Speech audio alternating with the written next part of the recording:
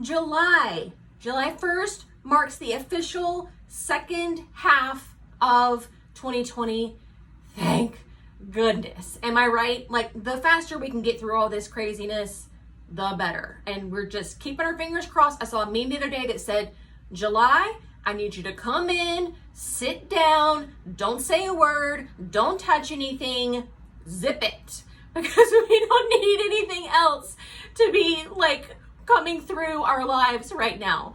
I've got a really jam-packed video for you guys today discussing everything that I made last month. But before we get into that, a couple of things. One, I'm putting out a challenge to all of you guys. If you're wondering what this lustrous mane is all about, it is no blow dry July. So I am taking on the challenge to not blow dry my hair with a hair dryer for 31 days. So you guys are going to be getting a lot of this natural, weird.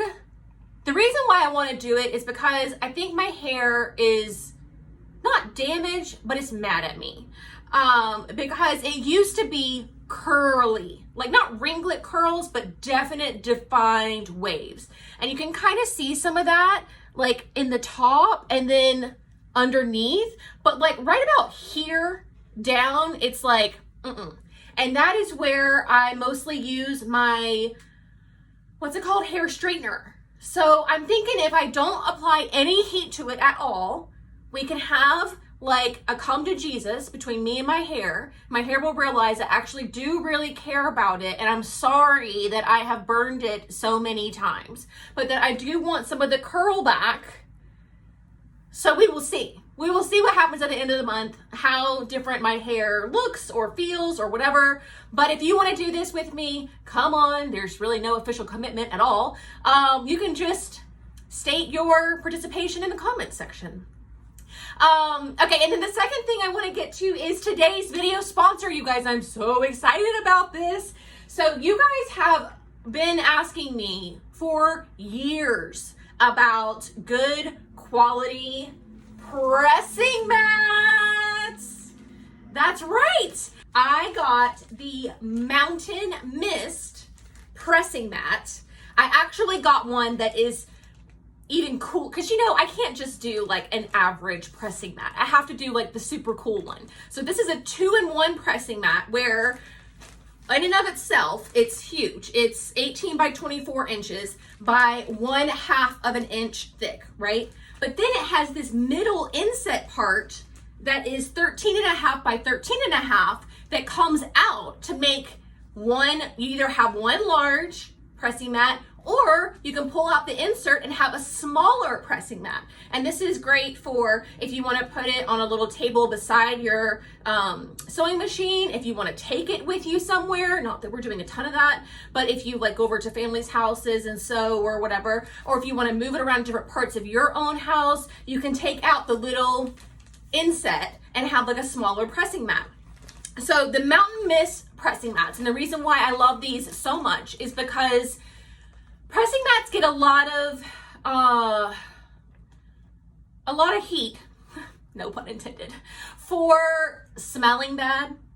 And that's because they're using wool, and wool is not, it's a natural fiber. And when you press with all that heat and all that steam, the steam can get trapped in the fibers and it kind of maybe makes a musty smell. But the folks over at Fibrix, aka the people who produce Mountain Mist, realize that if you put a little bit of polyester blended in to your wool, you will prevent all of that musty smell. It'll help the mats dry out faster. It helps them actually retain more heat and doesn't compromise the quality of what's great about a wool pressing mat. So there's like 10% polyester in all of their pressing mats. You can pin into the pressing mat itself to help hold those little fiddly bits. I'm looking at you, bias tape. And you can hold it in place that way. And they also retain so much heat and distribute the steam so well that it's like pressing your garment from both sides. The heat is coming in from the top from the iron, but it's also coming from the bottom because the pressing mat is absorbing all that heat as well. So you just get a really great quality press in all of your seams. There will be a link in the description box where you guys can get your own. Here's how you access it on both mobile and desktop, depending on where you're watching this video, and grab your link there. Okay, now on to the makes. Things went a little cray, kind of like my hair. I had all these plans. Remember, I was gonna make the overalls, and I was gonna make the shorts, and the printed shorts, and the solid shorts, and the this and that. Well, it didn't really work out that way. And I don't really know why. I don't have a good reason other than maybe quarantine and isolation is just having me live like a less structured life. I don't know. Like, I would come in here and I would be like, I don't feel like muslining those shorts, so and I don't feel like cutting out all those gajillion pieces I need for the overalls, so But I did make some stuff, and some of it you've already seen, like this dress here.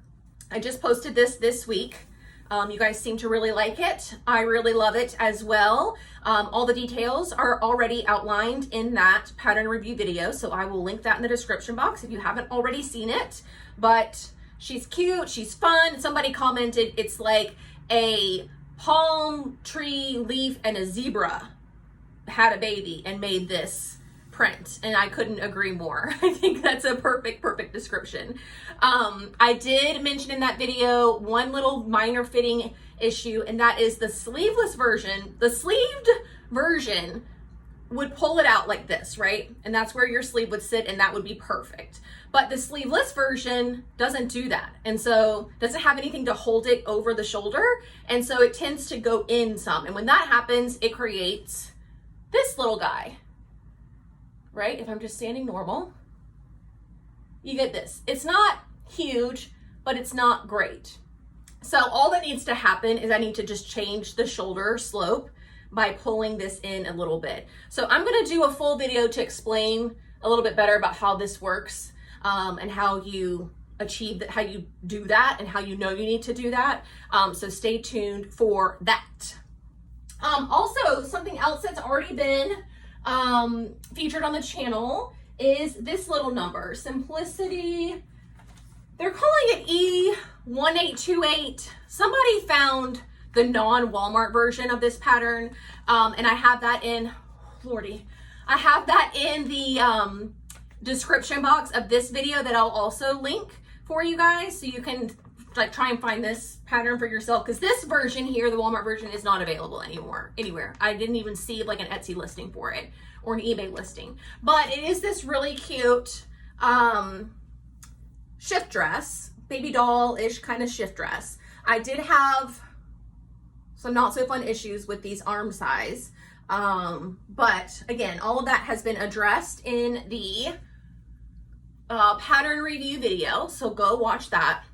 But it ended up being really cute. It is a little short. After watching that video and getting you guys' feedback, a lot of you were really nice and were like, no, let your legs out. But I think I'm going to give myself an extra inch. I have the inch to work with in the hem, so I think I'm going to give myself that extra inch. It's not a lot, and it won't make a huge difference, but it will make a little bit of a difference. So, and then I did a little, what was I calling those? Fail to fabulous or something, where I had made a garment and for whatever reason it just didn't work and I wasn't wearing it. So I refashioned it to make it more wearable. Who remembers this? They were culotte style mid-calf pants, right? You remember these with the little ropey thing? Well, I chopped them off and made them into shorts. And as you can tell, I'm wearing them a ton because this is linen and it's very wrinkly. But yeah, I just wasn't getting any wear out of them as the pants. I posted a video about it, and all of you agreed that like the proportions were off, the color might not help. Basically no one liked it, and I didn't like it either. So chopped them off. I'm gonna do one of those fail to fabulous. I think that's what I was calling it. Sewing fail to fabulous or something. So I'm going to do another one of those videos here shortly, showing you the difference between the original pant length version and now that I've chopped them off into shorts. So that was a lot of fun. Okay, I did a machine comparison video for Cricut. Now that I have all 3 machines, a lot of you guys started asking me, how do I know which one to get for myself? So I did a full machine comparison video where I made 3 projects, one using each of the machines. So one of them is this cute little decor piece that I am obsessed with, that I hung over here in the corner of my sewing room. Love it so much. Another is legitimately, I made leather jewelry. Look how cute. There is this earring and a necklace with this super cute cheetah foil, and there's also a bracelet. And then the third project was this really cute quilted applique pillow. All of these projects are preloaded into Cricut Design Space, so I was able to just click a few buttons and then I made each one using a different machine. And then I also filmed tutorials, like step-by-step tutorials on all 3 of these projects. So you'll see those this month as well. So if you want to learn how to make any of these 3 projects, stay tuned for that as well. Okay, and then the pieces de resistance is my colorful cheetah rayon, crinkle rayon from Joann. Do you guys remember? We were having such a dilemma about what to do with this fabric and whether or not I should make it into that like crazy jumpsuit. Well, ultimately I decided not to do that, and I ended up getting black crinkle rayon for the jumpsuit. I figured the jumpsuit is wild enough. Let's tame down the fabric, just get a simple black, and I can dress it up with gold jewelry and heels, and I can dress it down with sneakers and a jean jacket and have a much more versatile make that way. But I had 4 yards of this cheetah. And so what was I gonna do with that? Make 1 garment? No. Make 2 garments? No. I made 3 garments out of 4 yards of fabric. So let me show you how this is gonna work. First up, we have a bodysuit, okay? Super cute bodysuit. I've made this pattern before. It is Simplicity 8789. You guys remember this? So I made the sleeveless version down there on the bottom, okay? Added a little, I think it's rayon jersey, little panty on the bottom, the nudist color I had. Cute, right? Then we have McCall's 7131, these little shorts, and I ended up making this version here, the knee length version, view B, so that you can take your bodysuit and you wear it tucked into your culottes, and now you have a faux jumpsuit, okay? Super cute. Then you take this off and you say, I don't want to wear a bodysuit. I don't want to wear a faux romper. And you put on a black t-shirt, and now you have another fun look. But then you're like, oh, I just don't feel like shorts today. I need something a little bit dressier. So you get out your third item, which is Butterick 5892, super cute skirt. I made view C. I made view C over here. And now you have a cute little fit to flare dress. Here's the skirt. The bottom is so cute. And now you have this cute little fit to flare dress. But then you go, oh, I don't really want like a fit to flare dress. So you take this off and then you put on a white t-shirt, and now you've got a skirt and a t-shirt look. Or you take your bodysuit and you tuck it in to black jeans, and now you've got a jean look. So based on my limited recollection of algebra, I think I have a 3 factorial happening here. Who's with me? 3 exclamation point, which is 3 times 2 times 1. So I have 6 different outfit combinations with these 3 garments out of 4 yards of fabric that I got on sale for $7.50 each. So 7 times $28 divided by 6, whatever that is, and that is how much all of this costed me. Super cool, right? So I'm going to be doing a video, obviously showing you all 6 ways to wear this. Of course, showing you how the actual garments that I made fit, but also alternate styling options for mixing and matching with other things that you have in your wardrobe.